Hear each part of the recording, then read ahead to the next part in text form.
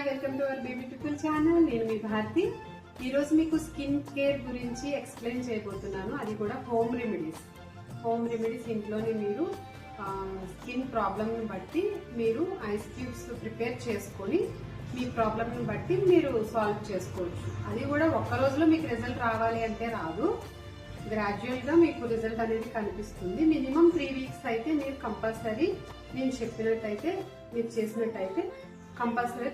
First tip వచ్చేసి potato తీసుకొని మీరు జ్యూస్ చేసి అది ఐస్ క్యూబ్స్ కింద మీరు చేసుకోవాలి.